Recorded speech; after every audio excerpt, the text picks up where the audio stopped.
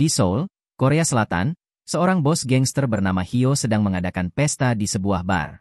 Dalam pertemuan tersebut, Hyo menceritakan pengalamannya saat bertemu dengan Yoon Gwok, seorang detektif yang dijuluki pria $6 juta di sauna.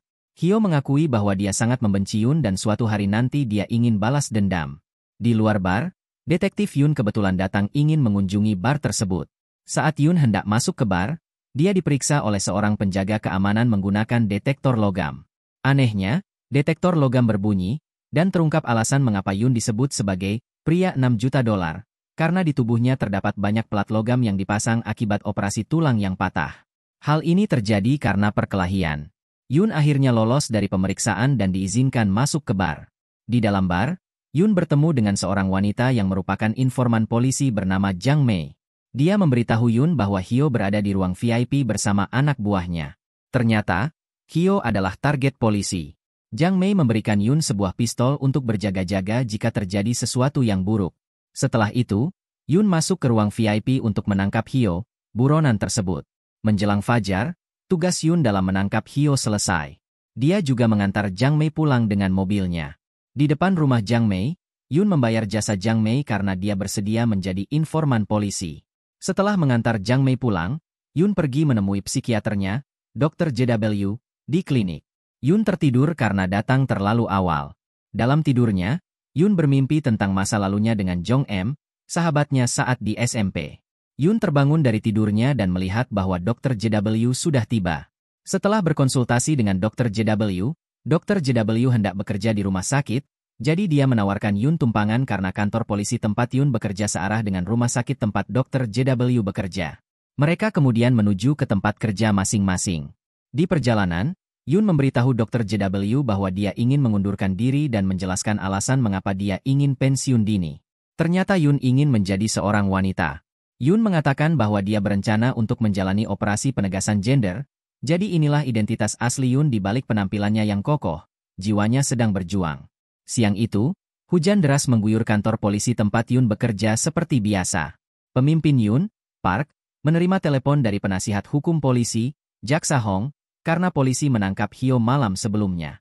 Jaksa Hong marah karena polisi bertindak tanpa surat perintah penangkapan.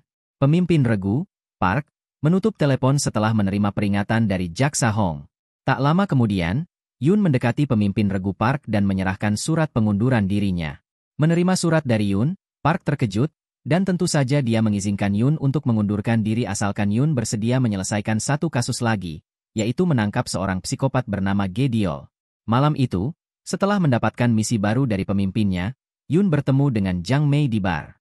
Selain bekerja sebagai informan, Jang Mei juga bekerja sebagai bartender. Yoon mengunjungi Jang Mei, karena Yoon ingin menawarkan kepada Jang Mei untuk bergabung dengannya dalam misi baru, dan tentu saja Jang Mei bersedia bergabung dengan Yoon dalam misi ini.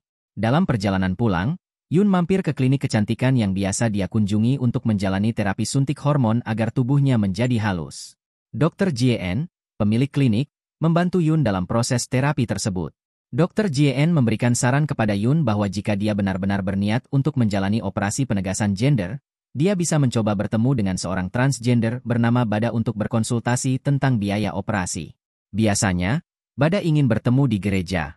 Sementara itu, Hyo yang dipukuli oleh Yoon kini harus dirawat di rumah sakit sebelum menjalani persidangan kriminal. Leo, adik Hyo, datang ke rumah sakit dan merasa sangat sedih melihat kondisi kakaknya yang sekarat. Setelah melihat kakaknya, Leo pulang dengan mobil. Dalam perjalanan pulang, Leo menerima dokumen laporan keuangan dari Kim, tangan kanannya. Mereka kehilangan jutaan won karena Hyo ditangkap oleh polisi. Semua aset Hyo telah disita oleh polisi sebagai barang bukti di persidangan, termasuk obligasi dari perusahaan minyak Rusia tempat Leo menginvestasikan saham. Mendengar kabar buruk ini, Leo sangat kesal dengan Yoon, polisi yang menangkap Hyo, dan mengingat bagaimana anak buahnya dulu juga pernah dipukuli oleh Yoon. Di tempat lain, Jang Mei baru saja selesai bekerja dan dijemput oleh detektif Jin Woo, rekan Yoon. Jang Mei mendapat instruksi dari Jin Woo mengenai tugasnya dalam misi ini. Jang Mei akan menjadi umpan agar target mereka, Ge-diol, keluar dari persembunyian.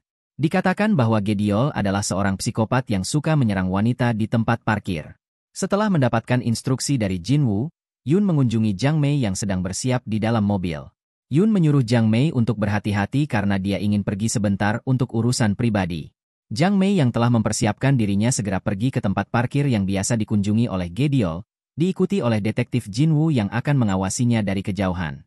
Sementara itu, Yun sibuk dengan urusannya sendiri. Dia pergi ke gereja mengikuti saran Dr. Jien untuk bertemu dengan Bada. Tak lama kemudian, Yun bertemu dengan Bada di gereja. Bada kemudian menceritakan latar belakang hidupnya sebelum menjadi transgender. Bada mengakui bahwa dia dulunya adalah seorang marinir. Mendengar cerita ini, Yun terkejut karena dia juga pernah menjadi marinir di Angkatan Laut sebelum pindah menjadi polisi. Yun langsung memberikan salam hormat kepada Bada yang memiliki pangkat lebih tinggi. Yun mulai menceritakan kepada Bada bahwa di masa lalu dia hampir melakukan bunuh diri karena merasa terjebak dalam tubuh yang salah. Bada merasa sedih mendengar cerita Yun. Untuk menghiburnya, Bada mengajak Yun ke klub malam, sebuah bisnis yang Bada dirikan sejak pensiun dari Angkatan Laut. Di klub ini, Yun diperkenalkan dengan asisten Bada, Dudu. Dudu mengajarkan Yun cara merias diri. Setelah kembali dari klub, Yun mendapatkan pengetahuan tentang cara merias dirinya sendiri. Malam itu, dia langsung berlatih merias diri di apartemennya. Setelah itu, Yun keluar dari apartemen untuk memeriksa kondisi mentalnya dengan penampilan barunya. Namun, tak lama setelah itu, tiba-tiba dia mendapat kabar dari detektif Jinwoo melalui telepon bahwa misi mereka dalam menangkap Gediol berhasil, tetapi sayangnya Jiang Mei sedikit terluka dalam misi ini. Saat itu, Yun menyadari bahwa dia terlalu sibuk dengan urusan pribadinya sehingga melupakan misinya. Yun segera pergi ke kantor polisi untuk memastikan kondisi Jiang Mei. Sesampainya di kantor polisi, Yun menemui Jiang Mei di ruang medis, lalu dia meminta maaf kepada Jiang Mei karena terlalu sibuk dengan urusan pribadinya sehingga melupakan tugasnya sebagai polisi. Setelah meminta maaf, Yun pergi ke ruang interogasi dan langsung memukuli Gediol. Setelah itu, Yun pulang tetapi masih memikirkan Jiang Mei dan merasa bersalah. Pada saat itu, Yun mengingat masa lalunya ketika dia dibuli di sekolah karena memiliki gangguan orientasi seksual. Yun tenggelam dalam pikirannya sendiri, dan ini menyebabkan bencana karena mobil Yun menabrak pembatas jalan dan terguling. Yun pingsan dan kemudian dilarikan ke rumah sakit. Detektif Jinwoo mendengar bahwa Yun mengalami kecelakaan, jadi dia segera pergi ke rumah sakit. Di sini, Jinwoo mulai curiga, karena dia melihat banyak bekas suntikan di lengan Yun. Jinwoo berpikir bahwa Yun adalah pecandu berat.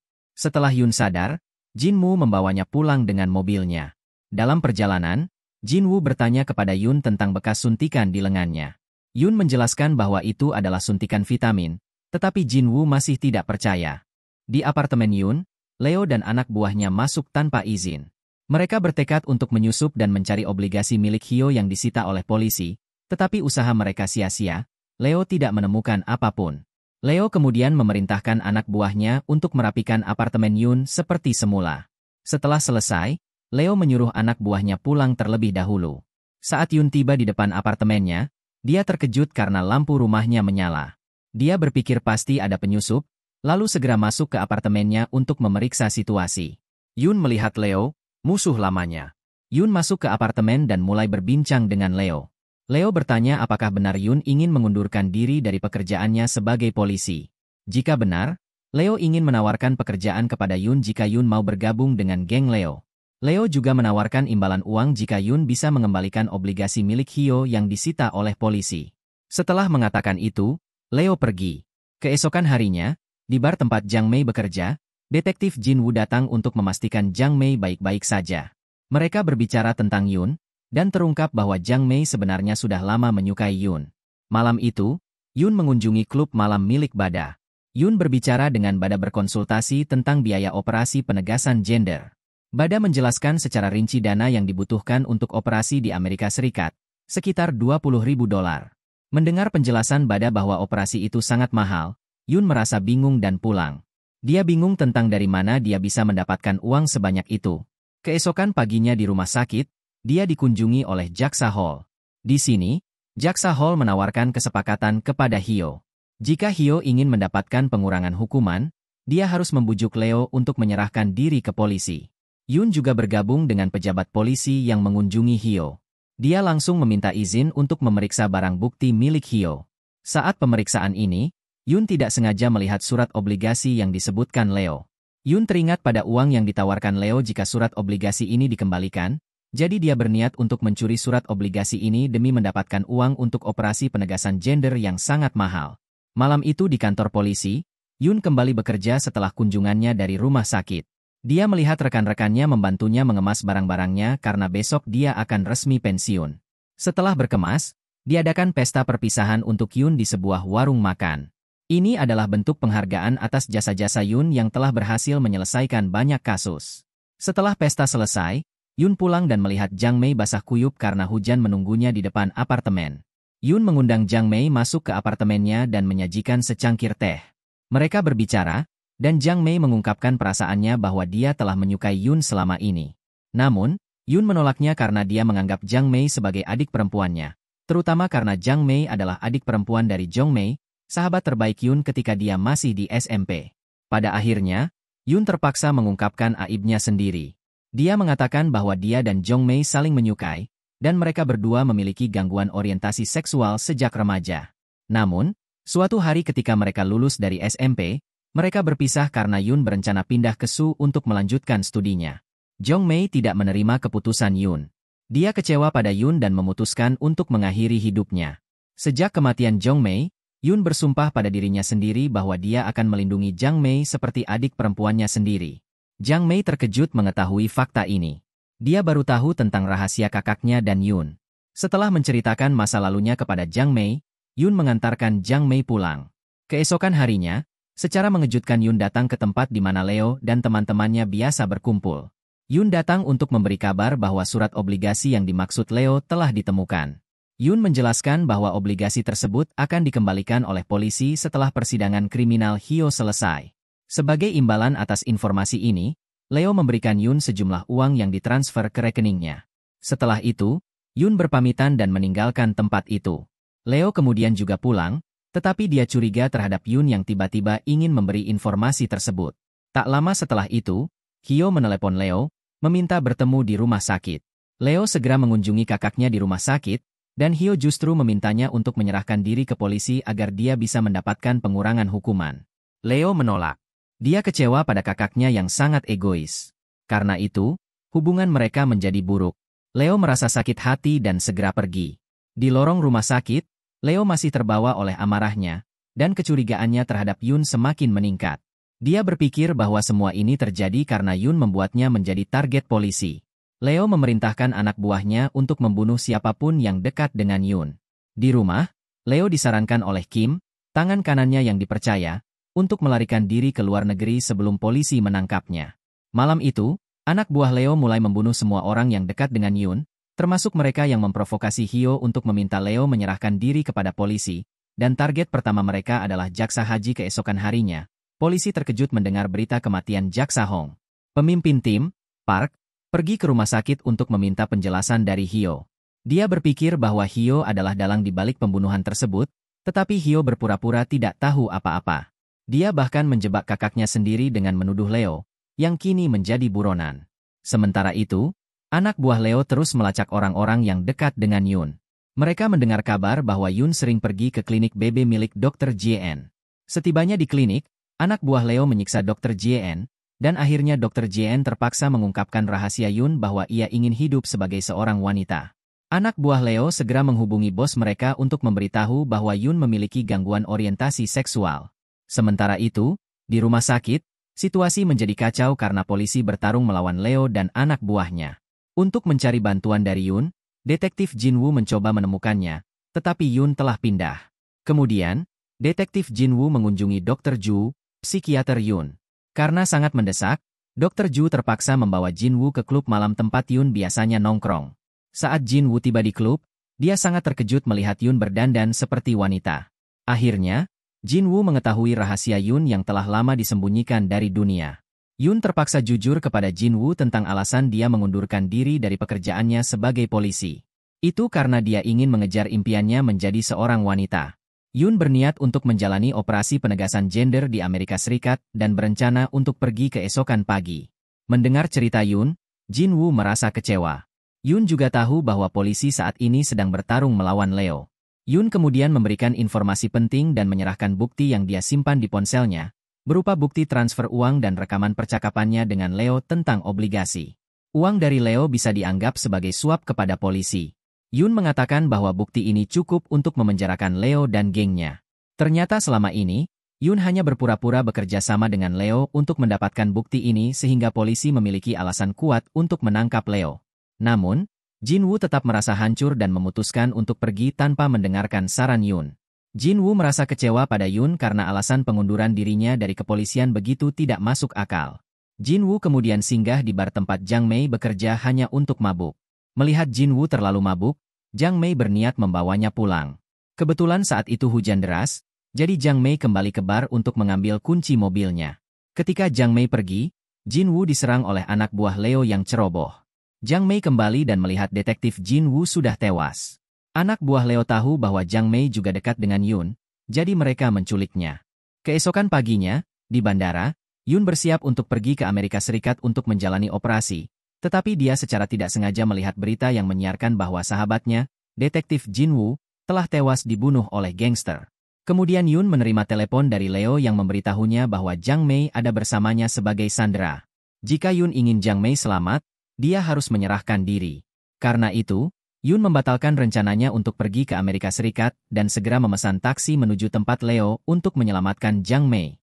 Setibanya di tempat Leo, Yun meminta sopir taksi untuk menunggunya. Setelah itu, Yun masuk ke dalam untuk menyelamatkan Jang Mei. Tak lama kemudian, Yun berhasil menyusup ke tempat itu, menghabisi para gangster, dan akhirnya bertemu dengan Leo. Yun bahkan berlutut, memohon agar Leo melepaskan Jang Mei. Namun, Leo justru mempermainkan Yun dan menghinanya karena dia seorang transgender. Akibatnya, Yun menjadi emosional dan dengan brutal membunuh Leo di depan anak buahnya.